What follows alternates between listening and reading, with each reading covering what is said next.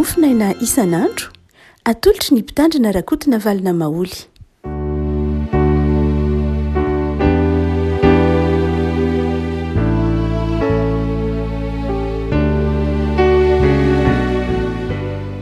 Faly miarahaba antsika ry havako tratra ity sabotsy fahatelopolo ny volana aprily ity ny mofinaina voalahatra hotsika anio dia ny Efesianina toko faharoa. Efesianina toko faharoa andininy voalohany ka hatramin'ny andininy fahafito. Efesianina toko faharoa andininy voalohany ka hatramin'ny fahafito amin'ny anaran'i Jesosy. Ary ianareo dia efa novelominy fonombola matin'ny fahadisoanareo sy ny fahotanareo. Izay nalehanareo fahiny araka ny fomba n'izao tontolo izao, araka ny mpanapaka ny fanjakana any amin'ny rivotra dia ny fanahy izay miasa ankehitriny ao anatin'ny zanaky ny tsy fanarahana. Teo amin'ireo no nitondrantsika rehetra tena koa fahiny tamin'ny filan'ny nofontsika ka nanaovantsika ny taniny nofo sy ny saina ary araka ny toentsika te zanaky ny fahatezerana toy ny sasany koa isika. Fa Andriamanitra izay manan-karena amin'ny famindram-po noho ny halehiben'ny fitiavany izay nitiavany antsika, na dia fony mbola matin'ny fahadisoana azy isika dia nahavelona antsika niaraka tamin'i Kristy. Fahasoavana no namonjenanareo ary niara-natsangana isika ka niara-napetra ny an-danitra ao amin'i Kristy Jesosy mba asehony amin'ny andro avy ny haben'ny haren'ny fahasoavany amin'ny famiram-panahiny amintsika ao amin'i Kristy Jesosy. Ray Masino, manamasinanay amin'ny fahamarinana ny teninao ny fahamarinana. Amen. Nisy teoloziana anankiray ry havako izay tany amin'ny taonjato fahaefatra tany hoany antsoina hoe Augustin, izay tamin'iny faritra Tunisia ankehitriny iny no nisy azy ny asany, izany hoe taty amin'ny faritra antsoina hoe Maghreb. Tsara ny manamarika fa iny Afrika avaratra iny, izany hoe Maghreb, dia tena toerana izay betsaka kristianina. Raha tsy azo lazaina mihitsy raha hoe nivelarany vavahana kristianina iny faritra Afrika avaratra: Tunisie, Maroc, Libye, Egypte sy ny hafa ihany koa aza, dia toerana izay nivelarany vavahana kristianina hoy tsika teo. Ary betsaka ireo rain'ny fiangonana izay ireo teolojiana ihany koa tamin'iny nipoitra avy tamin'iny faritra Afrika avaratra iny. Ary na Algérie koa raha mbola nisy ampahany tao anatiny. Ary isan'izany Tertullien, Origène, ary ao anatin'izany moa ity resahantsika ity hoe Augustin na i Saint Augustin.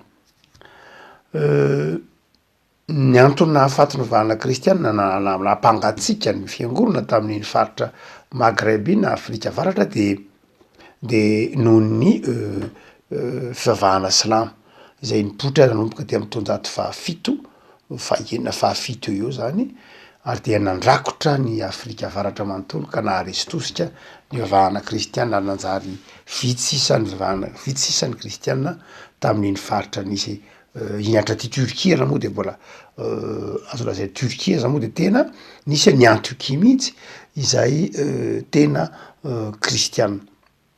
Betsaka no metra-panontaniana ny hoe ahoana moa no nahatonga an'izany, inona nahatonga ny hoe kristianina daholo tamin'iny faritra Maghreb iny, ny arabo zany, nefa naninona ny lasa silamo.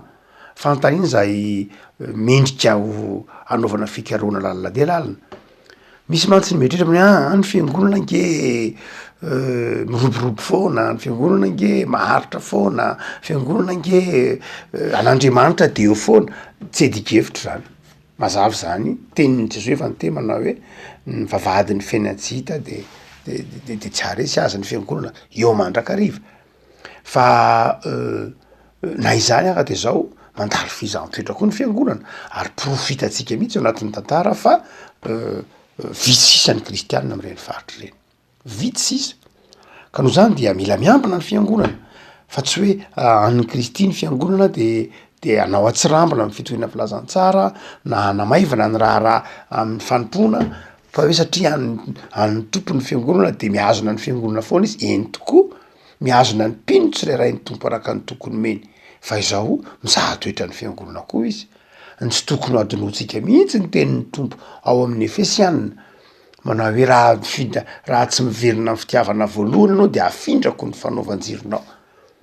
Ny tohin'ny tantara de nda marina fa nafindra ny tompo ny fanaovan-jiro ny tao Efesosy ka eo amin'ny toerana nisy ny fiangonana dia nanjary moskeny teo. No zany dia tokony miambina ny fiangonana fa tsy hoe mandeha ho azy fotsiny na manao atsirambina na manao rainazy na tsy mandalina na malaina mivavaka fa mety hitranga mihitsy ny fizahantsoetra ny fiangonana tahak'izay efa nandalovana reo fiangonana maro tsy tamin'ny faritra Afrika avaratra iny ihany fa na aty Eropa raha moa zao de mandalo an'zany sika. Aty Eropa de miena be ny kristianina.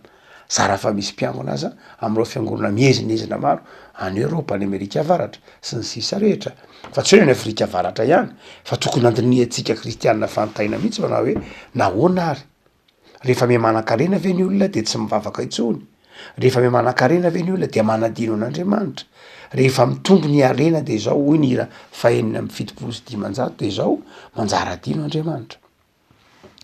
Dia tam'zany tanàna antsoina hoe Tunisie ankehitriny zany iny Afrika avaratra iny zany de nisy hotsika teo lehilahy anankiray zay isan'ny namiratra tamin'ny fahazavan-tsaina sy ny fahendrena Saint Augustin ary nanovo fahendrena sy fahalalana tamin'ny Saint Augustin na ireo ataotsika hoe théologiana théorina na i Luther ohatra, Luther ary Calvin de isan'izay nanovo fahalalana sy fahazavan-tsaina tamin'ny asa soratra ity théologiana ngezalany Afrika avaratra ity.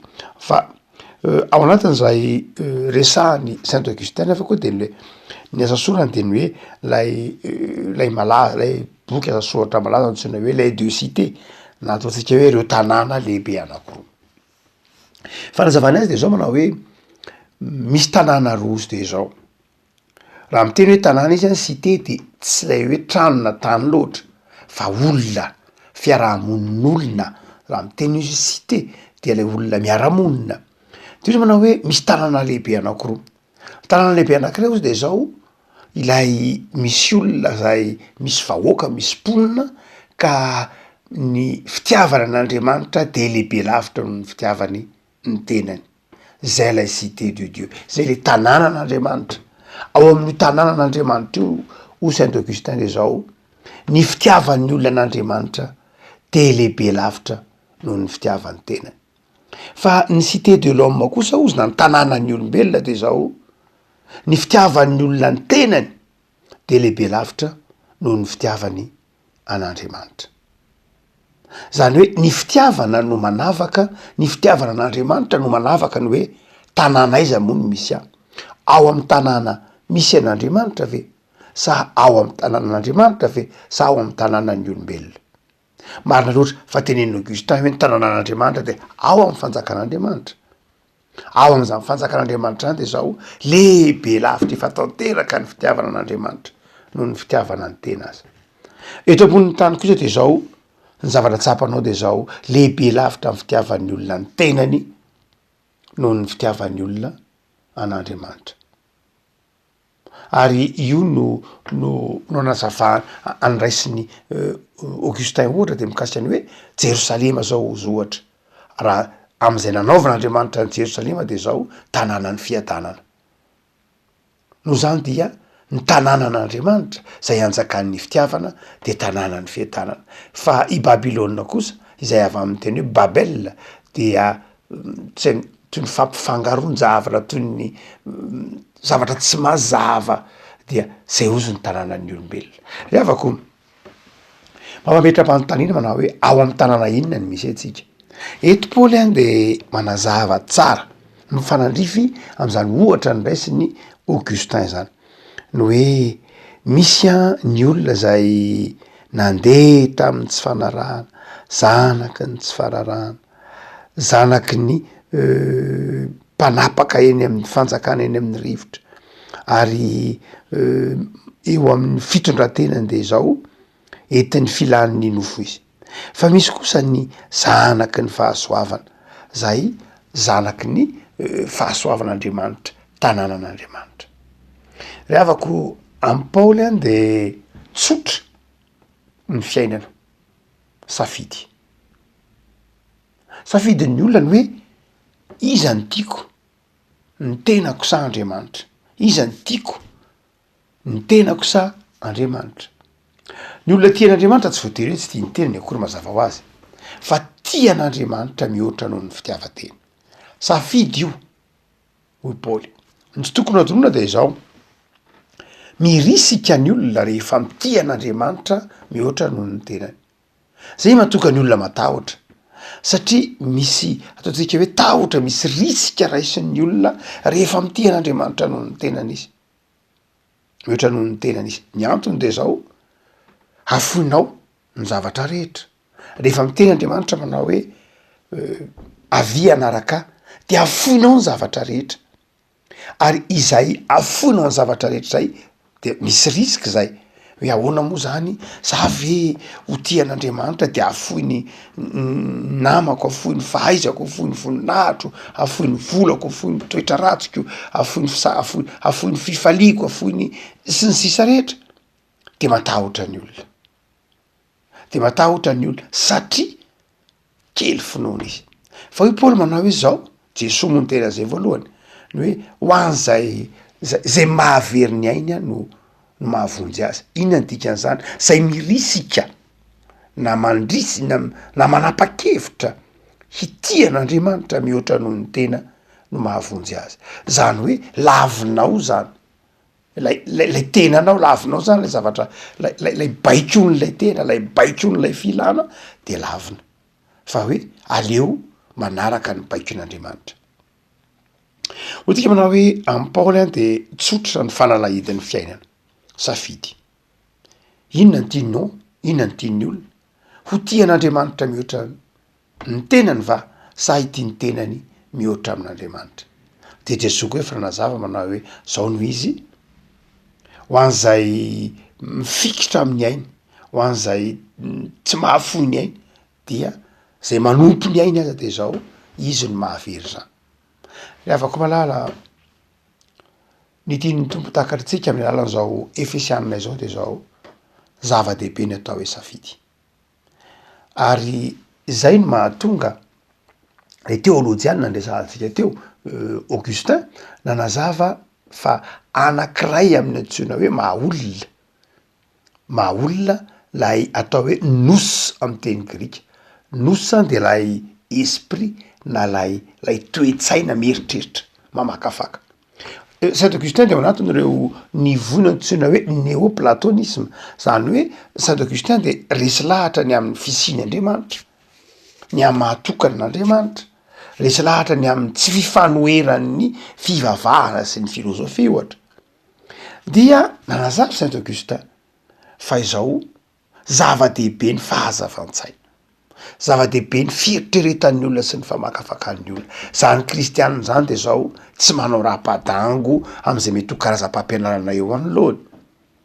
Zany kristianina zany de manana ny fahazavan-tsainy ny fanan'Andriamanitra, ka no zany herin'ny fahazavan-tsaina omeny ny fanamasina izany de zao tsy kristianina donipotsiny, tsy kristianina mora mirotsaka any amin'ny ndraindray azy any amin'ny fandriky le ratsy.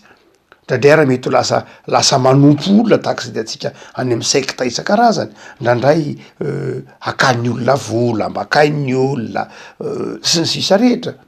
Fa zany kristianina zany o Saint Augustin de zao manana fahazavan-tsaina tsara izy, ary tsy izy ihany no teny zany voalohany, fa i Paoly, Jesosy de efa nanazava an'izany hoe ny kristianina de zao olona mpitarika eo amin'ny fiarahamonina, fahazavana ao amin'ny fiarahamonina, manome torolalana sy mpitarika ny olona, miala ao anatin'ny maizina, miala ao anatin'ny fatorana.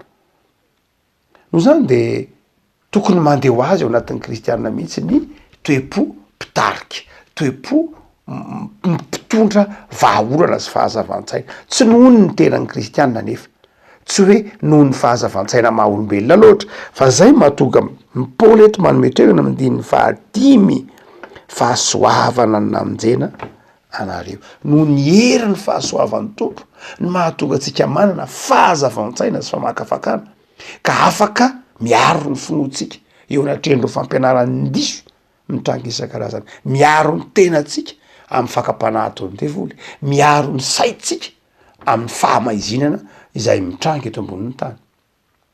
Hotsika manao hoe safidy ary ny fiainana.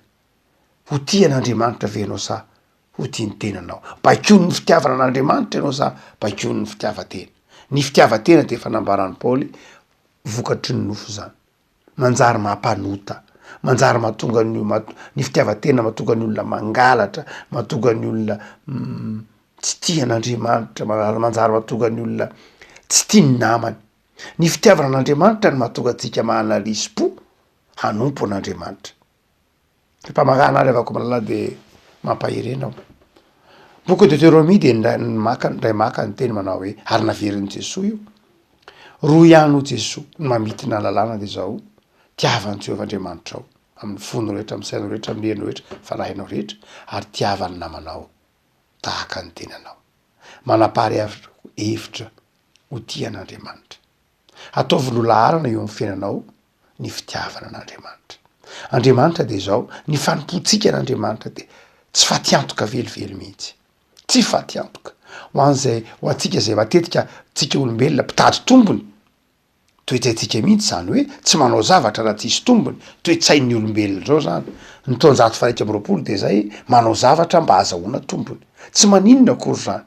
Fa ny Baiboly de milaza fa mahazo tombony ianao miaraka amin'Andriamanitra. Lay tombony tsy voatery hoe materiel akory, tsy voatery hoe tombom-barotra, fa izao tsy matiantoka ianao, zay fotsiny ihany, tsy matiantoka ianao miaraka amin'Andriamanitra.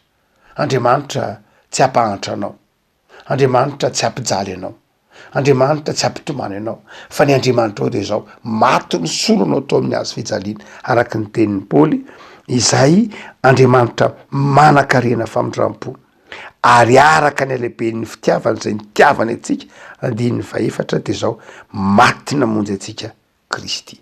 No zany ry avako malala, tiavo Andriamanitra. Aza manao zay mampalahelo an'Andriamanitra, manapa-hevitra manompo an'Andriamanitra. Aza mangatakandro, tsy fatiantoka ao atsika ny fanompona an'Andriamanitra. Aza mitarehitrehitra am'zany asa fanompony zany.